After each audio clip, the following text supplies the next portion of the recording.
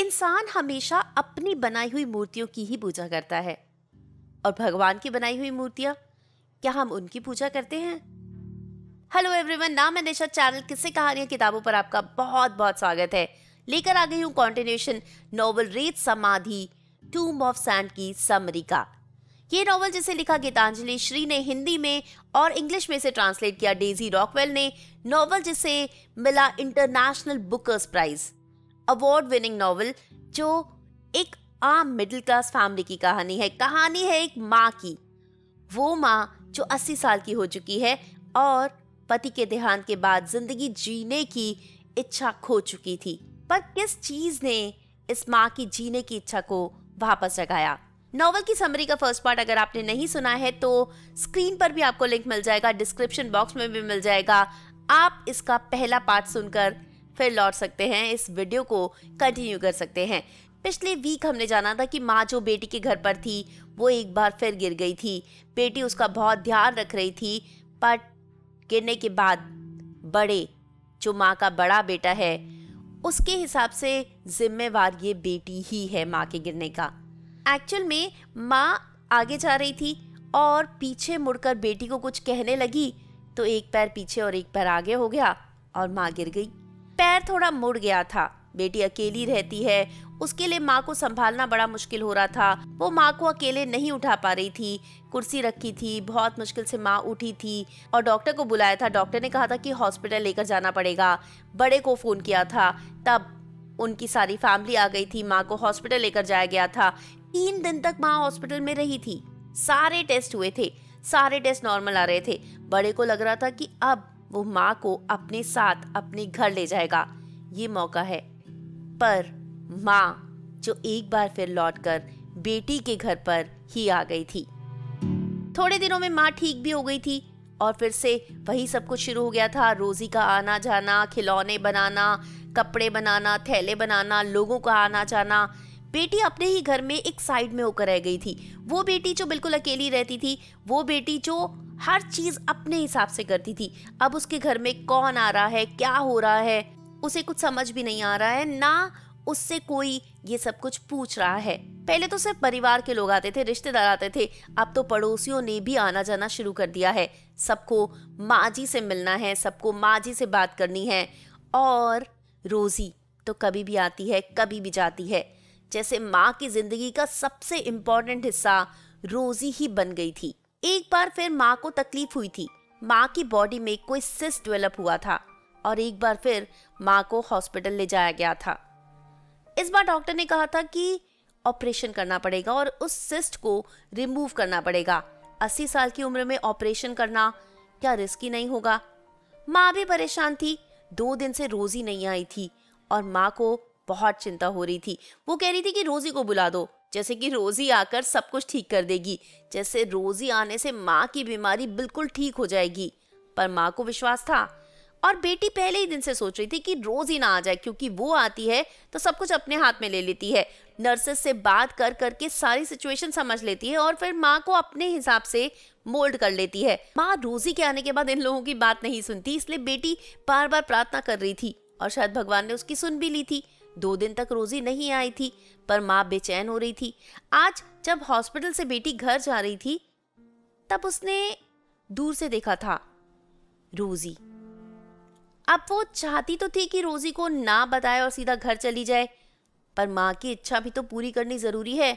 इसलिए वो गाड़ी से उतरकर उसके पास गई थी। पर वो एक्चुअल में रोजी नहीं थी। हूबहू रोजी के जैसे दिखने वाला एक आदमी था।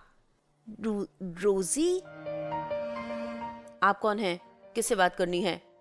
उस आदमी ने बड़ी गंभीरता से कहा था। आवाज भी लड़कों वाली थी, पर चेहरा और आंखें बिल्कुल रोजी। ये रजा टेलर था जिससे रोजी माँ के कपड़े सिलवाती थी। पर बेटी का तो सर ही घूम गया था। इतना ज्यादा कैसे किसी का चेहरा मिल सकता है? और उसने बेटी को देखकर ऐसे प्रेटेंड किया था जैसे वो बेटी को नहीं जानता। वो रोजी नहीं है। खैर, उसने मैसेज तो दे दिया था, माँ हॉस्पिटल, बीमार, रोजी। और अगले दिन रोजी माँ से मिलने हॉस्पिटल में आ गई थी। चूड़ियां पहने हुए, चमकीला सा सूट पहने हुए, बालों में परांदी लगाए हुए, ठुमकती ठुमकती माँ के पास आ गई थी। और माँ और रोजी ने मिलकर उस सिस्ट को पता नहीं क्या कर्स किया था कि वो सिस्ट माँ के अंदर फट गया था। ब्लड निकलने लगा था, पस निकलने लगी थी। डॉक्टर ने कहा था कि अब ऑपरेशन की ज़रूरत नहीं है, सिर्फ एंटीबायोटिक से ही काम हो जाएगा, आप इन्हें घर ले जाइए, कुछ दिनों में ये ठीक हो जाएंगी। एक बार फिर बेटी माँ को घर ले आई थी। थोड़े दिनों में एक बार फिर माँ बिल्कुल ठीक ठाक हो गई थी। बेटी को वो रजा टेलर जो पहले कभी नहीं दिखता था अब कई बार दिखने लगा था।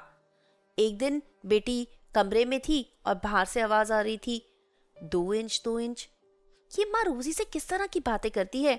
माँ रोजी को बता रही है 2 इंच का सिस्ट, पर जब वो बाहर निकली तो वहां रजा टेलर था।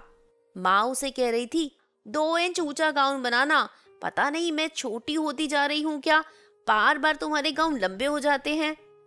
तब वो कह रहा था, माँ जी ऐसे आप छोटी थोड़ी हो सकती हैं, तो फिर तुम्हारे कपड़े लंबे होते जा रहे होंगे, पर 2 इंच ऊंचा बनाना। 2 इंच तो बहुत हो गया माँ जी। तो 1 इंच ऊंचा कर दो, पर थोड़ा ऊंचा कर दो। बेटी को वहां देखकर माँ ने कहा था, ये मेरी बेटी है। नमस्कार बीवी जी। बेटी बहुत हैरान परेशान हुई थी। इस रजा टेलर का भी अब घर पर आना जाना शुरू हो गया था। जब तक माँ कपड़े पहनकर देखती तब तक ये बालकनी में चला जाता और सिगरेट पीने लग जाता। बेटी को बिल्कुल अच्छा न लगता। अब केके भी जब घर में आता, ये रजा टेलर मिलता तो ये दोनों बैठकर बातें करते। इनफैक्ट दोनों बालकनी में जाकर स्मोक करने लग जाते। दोस्त बन गए थे। अब रोजी के साथ साथ इस रजा टेलर का भी घर पर आना जाना काफी शुरू हो गया था। एक दिन रजा टेलर और माँ बातें कर रहे थे। पासपोर्ट, बाहर जाना है। रजा टेलर कह रहा था, के भाई बनवा देंगे माँ जी, आप चिंता मत कीजिए। बेटी सोच रही थी किस तरह की बातें करते हैं, आखिर क्या चल रहा है ये, उसे कुछ नहीं पता। तब एक दिन उसने माँ से पूछा था, पूरे घर में सिगरेट जैसी बदबू फैल गई है। माँ ने कोई जवाब नहीं दिया। ये रोजी और रजा टेलर आपको एक जैसे नहीं लगते माँ? माँ ने तब भी कोई जवाब नहीं दिया। अगर आप सवाल पे सवाल पूछो और सामने वाला जवाब ना दे, इसका मतलब वो कुछ जानता है या फिर इस टॉपिक पर बात नहीं करना चाहता। माँ, रजा टेलर और केके तीनों बैठकर चाय पीते, नाश्ता करते। बेटी कमरे में अपना काम करने की एक्टिंग करती रहती। एक्टिंग इसलिए क्योंकि वो कितना भी कोशिश करती कुछ लिख ही ना पाती। उसका ध्यान बाहर लगा रहता। सोचती रहती कि मेरी जिंदगी कितनी अजीब हो गई है, मेरे हाथों से निकल गई है, मेरा कोई कंट्रोल ही नहीं है अपनी लाइफ पर, अपने घर पर। उसे डिप्रेशन सा होने लगा था। वो केके को भी अवॉइड करने लगी थी। थोड़ी देर में केके एक प्लेट में मूंगफली, जिस पर धनिया, प्याज, टमाटर डला हुआ है, चाट मसाला डला हुआ है, बेटी के लिए लेकर आया था। बेटी से ना पूछा था ना कुछ कहा था, बस टेबल पर रखकर चला गया था। माँ बार बार बेटी को बुला रही थी, आई माँ। ये कहकर बेटी फिर से अपना काम करने की कोशिश करने लग जाती। थोड़ी देर के बाद दरवाजा बंद होने की आवाज आई। क्या केके उसे बिना बोले चला गया? बेटी की आंखों में आंसू भर गए थे। इस बार जब एक बार फिर माँ ने बुलाया तो वो उठी, पर उसके पैर सही जगह नहीं पड़े और इस बार बेटी बहुत जोर से गिर गई। रजा टेलर भागता हुआ आया था। बेटी को लगभग अपने हाथों में उठाकर कुर्सी पर बिठाया था। उसका पैर मसला, उस पर ट्यूब लगाई, तौलिया बांध दिया। माँ बहुत घबरा रही थी, कह रही थी कि बड़े के घर फोन करती हूँ, सिड को बुलाती हूँ। जिस पर रजा टेलर बोल रहा था, कल तो केके भाई आ ही जाएंगे, सिर्फ आज रात की बात है। आप कहो। दोनों ने एक दूसरे की तरफ देखकर सर हिलाया। रजा टेलर बाहर चला गया और थोड़ी देर में ठुमकती ठुमकती रोजी वहां पर आ गई।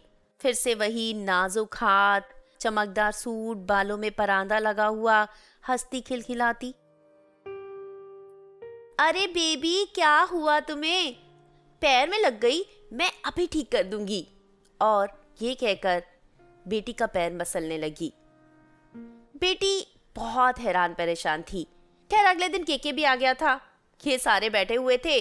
तब रोजी ने बेटी को कहा, बेबी तुम्हारे माथे पर ये जो वी बन रहा है, ये खूबसूरती की निशानी है। माँ ने कहा, इसे ये वी मुझसे मिला है। जिस पर बेटी मुस्कुरा दी। बचपन की बात याद आ गई। उसने कहा, जब मैं छोटी थी तो सहेलियां मजाक करती थी, जिसके माथे पर ये वी होता है उसके पति की 2 शादियां होती हैं। केके ने कहा, हो सकता है तुम्हारे पति की भी 2 शादियां हो जाएं। माँ ने कहा, और मेरे भी। ये बात सुनकर रोजी ने माँ को देखा और बेटी और केके हंसने लगे। कुछ दिन हो गए थे, रोजी नहीं आ रही थी। माँ बहुत परेशान हो गई थी, बार बार रोजी का फोन मिला रही थी। बेटी ने कहा था, पहले भी तो कई बार नहीं आती, कितने कितने दिन बाहर रहती है, गई होगी कहीं, आप इतने क्यों परेशान हो।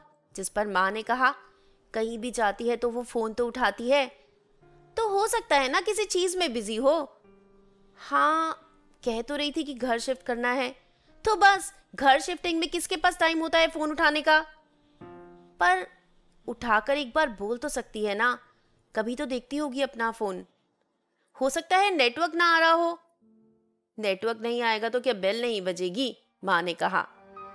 हाँ, तो एक बार रोजी पाकिस्तान भी तो कह रही थी, हो सकता है पाकिस्तान गई हो।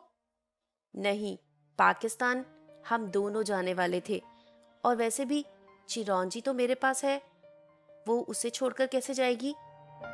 मतलब? बेटी बहुत हैरान हुई थी, जिस पर माँ ने कहा था, हाँ, रोजी मुझे पाकिस्तान लेकर जाने वाली थी, वो इस तरह से तो गायब नहीं हो सकती। बहुत दिनों तक रोजी के ना आने से माँ बहुत परेशान हो गई थी और बेटी को उस जगह पर लेकर गई थी जहां केके के ड्राइवर के साथ ये लोग गए थे, जहां रोजी ने मकान लिया था। पर कौन सा मकान, माँ ये नहीं जानती थी। कुछ घरों के दरवाजे खटकाए भी थे, पर रोजी का कुछ पता नहीं चला था। तब एक दिन रोजी का फोन किसी औरत ने उठा लिया था। केके, माँ और बेटी तीनों वहां उस घर में पहुंचे भी थे। उस औरत से पूछा भी था, जिसने कहा था कि हाँ, ये रोजी का घर है, हम उसके किराएदार हैं, वो कहाँ गई है हमें नहीं पता। बेटी ने पूछा था, तो फोन कैसे छोड़ गई, जिस पर उन्होंने कहा था कि भूल गई होगी, हम क्या कर सकते हैं। माँ जबरदस्ती घर के अंदर घुस गई थी। दीवार पर कुछ लाल लाल निशान थे, पान की बीक के भी हो सकते हैं। केके और माँ पुलिस स्टेशन भी गए थे।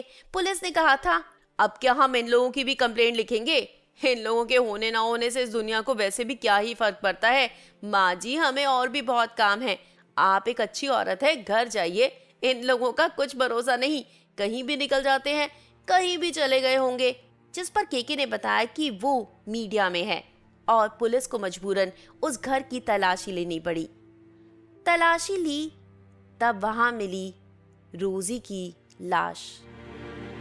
उन लोगों ने रोजी से जबरदस्ती की थी कि वो अपना घर उन लोगों के नाम करवा दे। रोजी ऐसा नहीं कर रही थी और तब उन्होंने रोजी को मार दिया था। माँ बहुत दुखी हो गई थी। रोजी का अंतिम क्रियाक्रम भी करवाया था, पर एक बार फिर माँ उसी मायूसी में डूब गई थी। फिर से एक बेड का कोना पकड़ लिया था, ना बोल रही थी, ना चल रही थी, ना खा रही थी। घर इस बार बेटी का था। सब लोग माँ को उठाने की, माँ से बात करने की बहुत कोशिश कर रहे थे, पर माँ कुछ नहीं बोल रही थी। माँ को कहीं घुमा लाते हैं, माँ को चेंज हो जाएगा, बहू ने कहा था। बेटे ने कहा था, हाँ, कहीं आसपास मसूरी वगैरह चलते हैं। जिस पर माँ ने कहा, नहीं, मुझे दूसरे देश जाना है। बहू ने कहा, हाँ तो ठीक है, हम ऑस्ट्रेलिया चलते हैं, मैं और आप चलेंगे माँ जी, बहुत अच्छा लगेगा, वैसे भी आपका पोता बहुत बुला रहा है। माँ ने कहा, नहीं, मुझे सरहद के उस पार जाना है, पाकिस्तान। पाकिस्तान? पाकिस्तान कौन जाता है? बड़े ने कहा, अरे घूमने ही जाना है तो दुनिया में बहुत सारी जगहें हैं। बेटी भी माँ को कह रही थी, माँ हम किसी और अच्छी जगह चलेंगे, तुम्हें चेंज हो जाएगा। पर माँ के जबान पर एक ही शब्द था, पाकिस्तान। मुझे पाकिस्तान जाना है। ये सबके लिए बहुत अजीब था, आखिर पाकिस्तान कौन जाता है और क्यों माँ को इस उम्र में पाकिस्तान जाना है। पर माँ जिद पर अड़ी थी, उसे पाकिस्तान जाना है। बेटी सोच रही थी कि जरूर रोजी की कोई आखिरी ख्वाहिश है। माँ एक चिरौंजी के बारे में भी तो बात कर रही थी, जो रोजी वहां लेकर जाने वाली थी।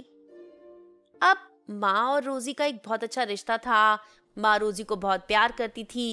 अगर उसकी आखिरी इच्छा माँ पूरी करना चाहती है तो बेटी को माँ का साथ देना चाहिए। तब बेटी ने कहा था, ठीक है, मैं लेकर जाऊंगी आपको पाकिस्तान। अब माँ के लिए पासपोर्ट बनवाना था, वीजा का इंतजाम करना था, बहुत सारी तैयारियां करनी थी। इतनी आसानी से तो पाकिस्तान नहीं जा सकते। तब बहू ने निकाली थी अपनी एक जान पहचान। वो योगा सिखाती थी और एक लड़की उसे योगा सीखने आती थी जिसके पापा एम्बेसी में थे। उनसे बात की गई थी। उन्होंने कहा था कि मैं पेपर्स तैयार करवा दूंगा, वीजा की कोई जरूरत नहीं है, आपको सरहद के उस पार भेज दिया जाएगा, आपको जिससे मिलना है मिलने के बाद आप जल्दी लौट आइएगा।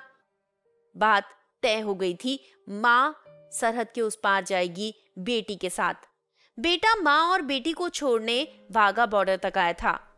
वहां से माँ को पेपर्स चेक करके, सामान चेक करके दूसरी तरफ भेज दिया गया था। एम्बेसी में एक आदमी था जो माँ और बेटी के साथ रहने वाला था। उन्हें जहां जाना है वहां ले जाकर, जिससे मिलना है मिलवाकर वापस यहीं छोड़कर जाने वाला था। माँ पाकिस्तान में पहुंची थी तब माँ के अंदर एक अलग ही एनर्जी आ गई थी। माँ जिसे अब जैसे छड़ी की भी जरूरत नहीं थी, वो तो हवा में उड़ रही थी। बेटी माँ की एनर्जी देखकर बहुत हैरान थी। माँ बहुत सारी चीजों के बारे में बात कर रही थी, बहुत सारे नाम ले रही थी।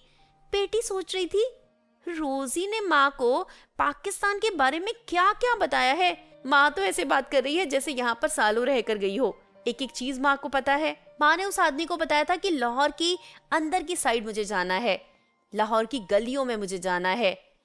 माँ को वो आदमी जहां माँ कह रही थी वहां ले गया था। अब तो ऐसा हो रहा था कि माँ आगे आगे चल रही थी, वो आदमी और बेटी पीछे पीछे चल रहे थे। बेटी माँ को रोकने की कोशिश करती, पर वो आदमी बेटी को रोक देता और कहता कि आप माँ को जहां जाना है जाने दीजिए, बस उनके पीछे पीछे चलिए। माँ गलियों में जा रही थी, सोच रही थी, वो यहाँ पर नहीं, ये नहीं, शायद मैं रास्ता भूल रही हूँ। फिर लौटकर गली के बाहर आ जाती, बहुत देर तक सोचती। बेटी बहुत हैरान थी। माँ को आखिर रोजी ने कितने अच्छे से सब कुछ समझाया होगा। माँ के सामने बिल्कुल नक्शा बनाकर रख दिया होगा, जो माँ इतना कुछ सोच पा रही है। यहाँ पर एक पेड़ था, वो पेड़ अब यहाँ नहीं है। यहाँ, यहीं इसी नाली पर वो बैठती थी। ठीक है, यहाँ नहीं, इस गली में चलो। और माँ उन दोनों को एक बहुत ही छोटी सी गली में ले गई थी। माँ ने अपनी छड़ी भी बेटी को पकड़ा दी थी और कहा था कि मैं दीवार पर हाथ रखकर चल सकती हूँ, तो छड़ी की क्या जरूरत।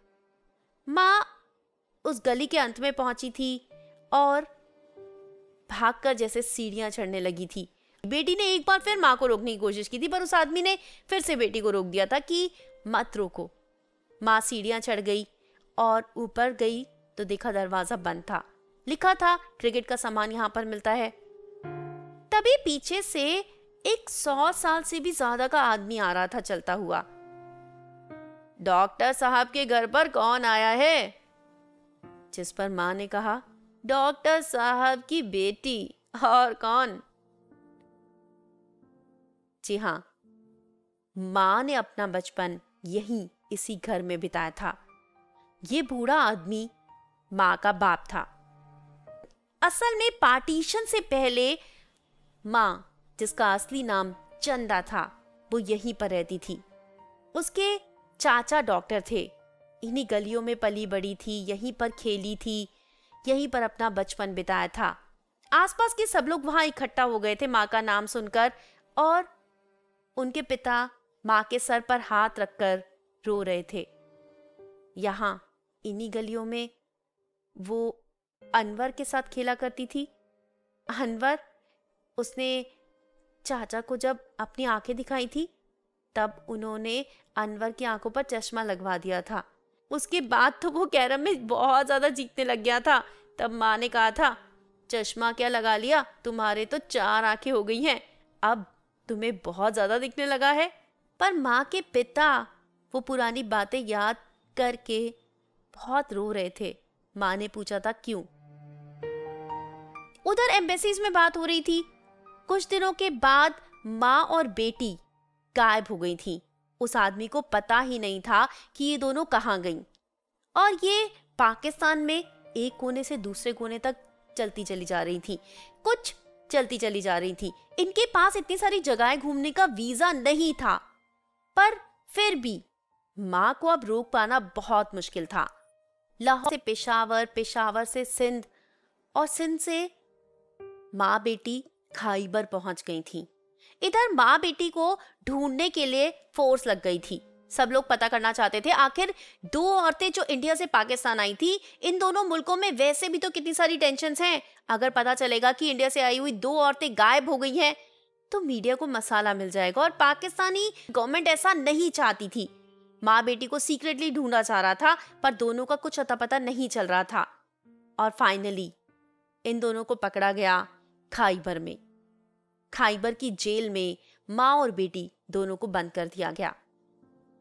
इससे पहले खाइबर में क्या हुआ आपको बताऊं कि माँ हिंदुस्तान कैसे पहुंची। माँ यानी कि चंदा जो यहाँ पाकिस्तान में रहती थी, उसकी शादी अनवर के साथ हो गई थी।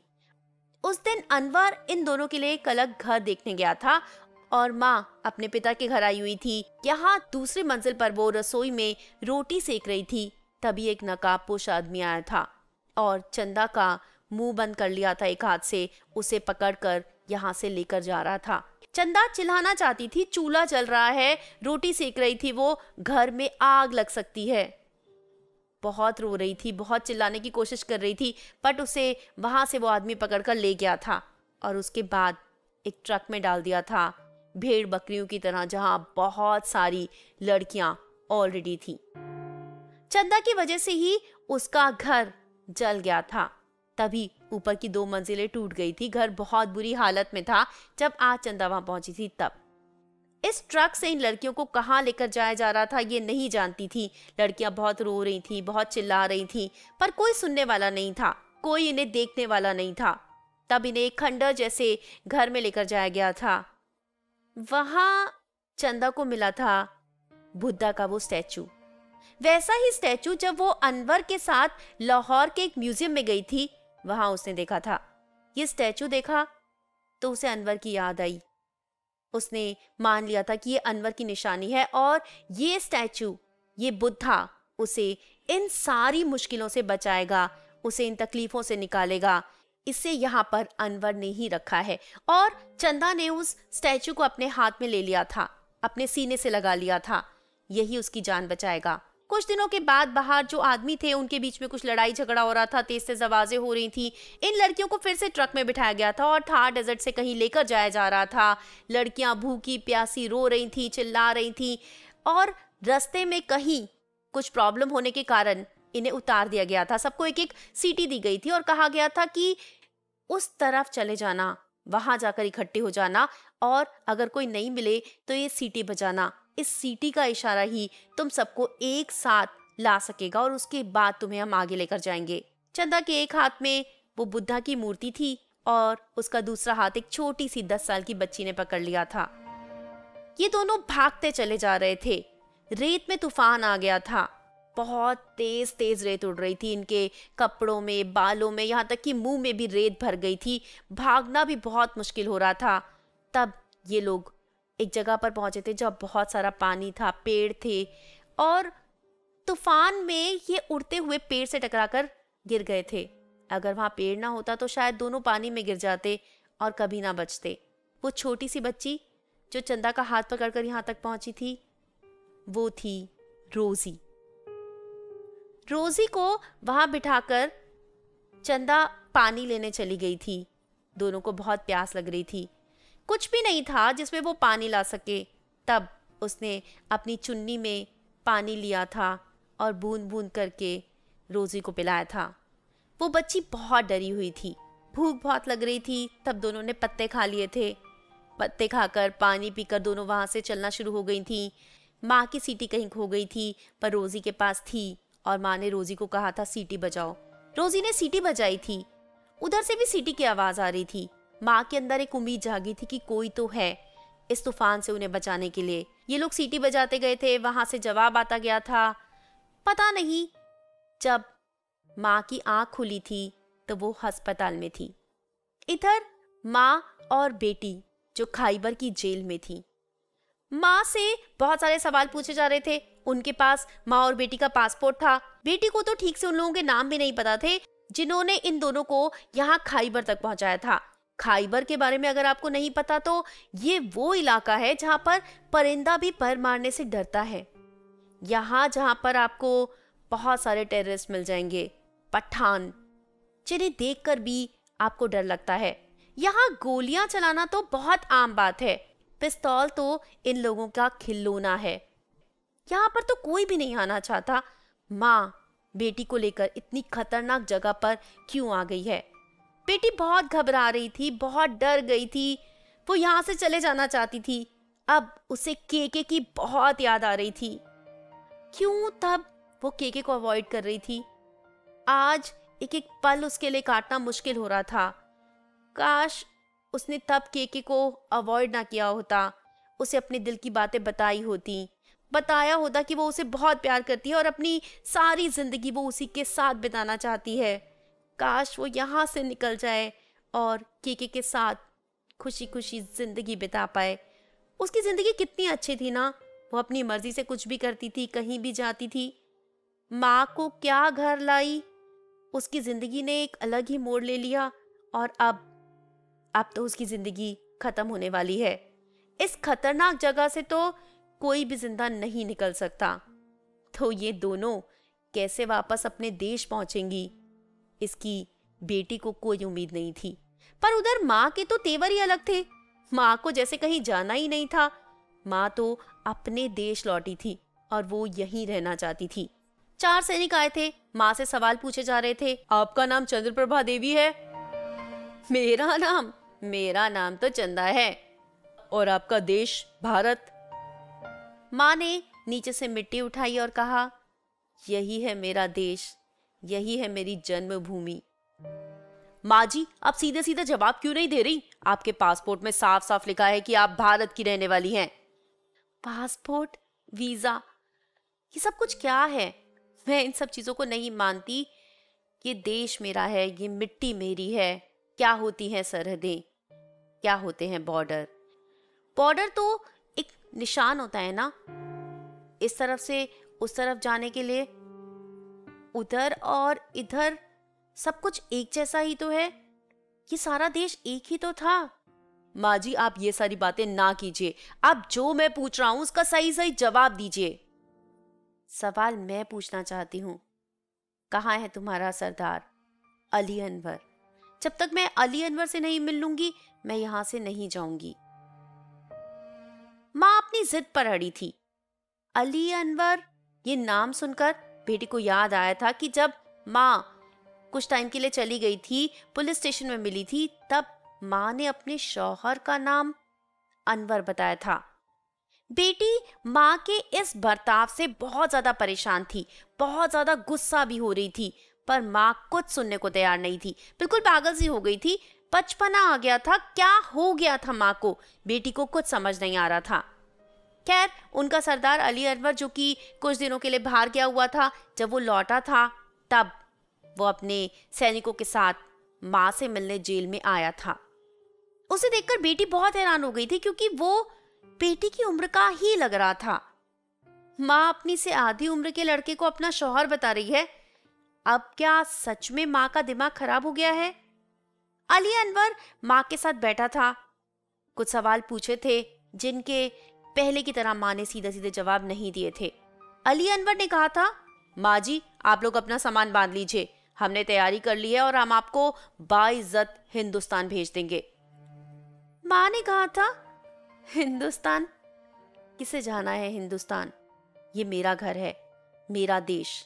माँ जी, अब इस तरह की बातें ना कीजिए। पहले ही आप जानती हैं 2 मुल्कों के बीच में कितनी सारी परेशानियां हैं। हम उन परेशानियों को नहीं बढ़ाना चाहते, इसलिए आप अपना सामान बांध लीजिए। माँ ने इनकार कर दिया था।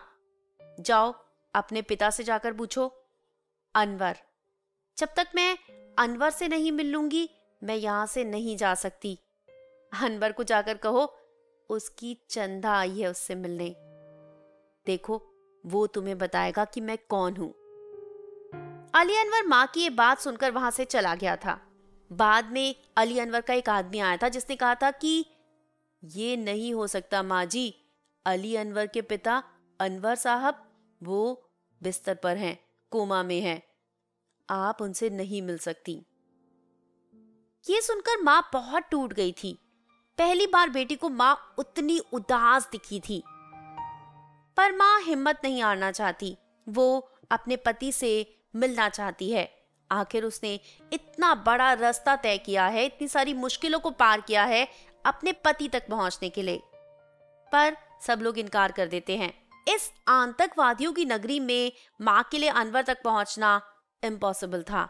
ये सोचकर माँ बहुत उदास हो गई थी और बेटी उन्हें हाथ जोड़कर कह रही थी कि प्लीज आप हमें वापस हिंदुस्तान भेज दीजिए, हमारे देश भेज दीजिए। हम कोई जासूस नहीं है, हमारा कोई मोटिव नहीं था। बस मैं अपनी माँ को यहाँ पर किसी से मिलवाने लाई थी। मुझे कुछ नहीं पता, मैं बेकसूर हूँ। आप प्लीज मुझे वापस भेज दीजिए मेरे घर। आगे की कहानी के लिए खुद ऑथर वार्न करती है कि अगर आप शैडोज में विश्वास करते हैं, अगर आप कहानियों में विश्वास करते हैं, तभी आगे की कहानी सुनिएगा। किसी भी कहानी का कोई अंत नहीं होता। हम कहानी में अंत ढूंढते रहते हैं, पर क्या जब तक ये दुनिया है, इंसान है, इंसानियत है, किसी भी कहानी का अंत हो सकता है? नहीं, कहानी का कोई अंत नहीं होता। हाँ, कहानी पॉज हो सकती है, रुक सकती है, थम सकती है, पर अंत नहीं हो सकता। अगर आप इस बात में विश्वास करते हैं तभी आपको आगे की कहानी पढ़नी चाहिए, वरना आप यहीं रुक जाइए। रात को 2 परछाइयां उस जेल से निकली थी, एक घर में पहुंची थी। वो घर जिसके वरांडे में कुर्सी डालकर अली अनवर बैठा हुआ था। माँ अनवर के कमरे में पहुंची थी। अनवर जो कि बेसुध है, माँ उसके साथ बैठी थी, उसे बहुत सारी बातें कही थी, उसका हाथ थामा था, बहुत सारे गाने सुनाए थे, वो गाने जो इन दोनों ने एक साथ गाए थे। माँ जो बुद्धा की मूर्ति हिंदुस्तान से यहाँ तक लेकर आई थी, जो उसके पति अनवर की निशानी थी, वो यहाँ इन लोगों ने माँ से छीन ली थी। कहा था कि ये लाहौर के म्यूजियम में रखी गई थी, ये उनकी धरोहर है और ये मूर्ति माँ अपने साथ हिंदुस्तान नहीं ले जा सकती। हालांकि माँ ने बहुत जिद की थी, बहुत कहा था कि वो मेरे पति की निशानी है, उनकी धरोहर तो लाहौर के म्यूजियम में अभी भी होगी। ये हूबहू वैसी मूर्ति है, पर वो नहीं है। पर किसी ने माँ की नहीं सुनी थी और माँ को बुद्धा की वो मूर्ति यहाँ अनवर के सिरहाने पर रखी दिखी थी। माँ ने अनवर का हाथ थामकर कहा था, मुझे माफ कर दो, मैं पहले तुम्हारे पास नहीं आ पाई और मैं भी तुम्हें माफ कर देना चाहती हूँ कि तुम मुझे ढूंढ ना सके। उसी समय अली अनवर कमरे में घुसा था और अपने पिता के मुंह से उसने शब्द सुना था, माफी। माँ को अली अनवर का आदमी यहाँ रात के अंधेरे में लेकर आया था कि एक बार उसे अनवर से मिला दिया जाएगा, उसके बाद वापस भेज दिया जाएगा। पर अली अनवर बाहर बैठा था, उसकी नींद लग गई थी और देर हो गई थी। बाहर सब लोग एक्टिव हो गए थे। अब यहाँ से माँ को जेल तक वापस भेजना बहुत मुश्किल होने वाला था। अली अनवर ने कहा था कि जल्दी आप यहाँ से जाइए। माँ बाहर निकली थी।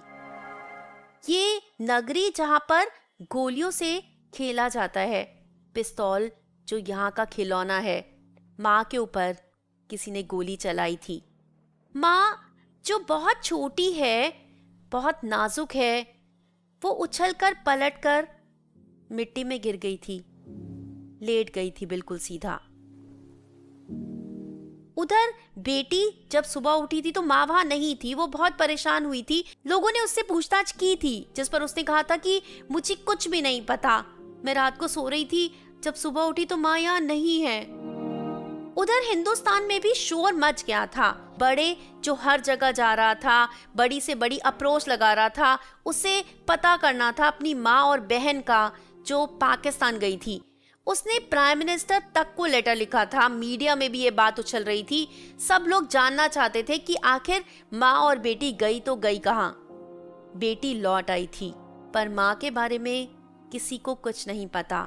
हाँ, माँ को अपनी उस उम्र में एक पहचान जरूर मिल गई थी, चंदा, अनवर की चंदा। उम्मीद करती हूँ आपको ये कहानी पसंद आई होगी, आप इमोशनल हो गए होंगे। ये कहानी जिसमें बहुत सारी चीज़ें, बहुत सारे एस्पेक्ट्स को कवर किया गया है, जिसमें हिंदुस्तान और पाकिस्तान की एकता को दर्शाया गया है, उन दोनों के बीच के तनाव को दर्शाया गया है, एक बहुत नॉर्मल सी इंडियन फैमिली को दर्शाया गया है, उसमें हो रही खींचातानी, उसमें प्यार को दर्शाया गया है। ये कहानी जो हिंदुस्तान की कहानी है, ये कहानी एक औरत की कहानी है। अगर आपको कहानी पसंद आई है तो कमेंट करके ज़रूर बताइएगा, और कौन सी नॉवल की समरी आप मुझसे चाहते हैं वो भी ज़रूर बताइएगा। वीडियो को लाइक कीजिएगा, अपने दोस्तों के साथ शेयर कीजिएगा और चैनल को ज़रूर सब्सक्राइब कर लीजिए। इसी के साथ दीजिए इजाज़त, जल्दी लौट कर आऊंगी एक और नॉवल की समरी के साथ। Stay happy, keep smiling and keep waiting for me. Bye bye, take care.